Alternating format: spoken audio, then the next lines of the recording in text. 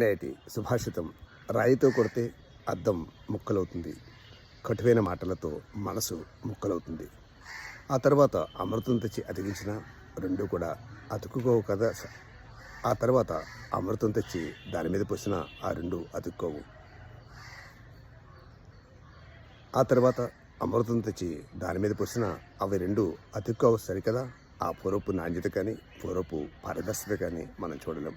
కాబట్టి రాయితో అద్దాన్ని కొట్టినా పర్వాలేదు కానీ కాబట్టి రాయితో పొరపాటున రాయితో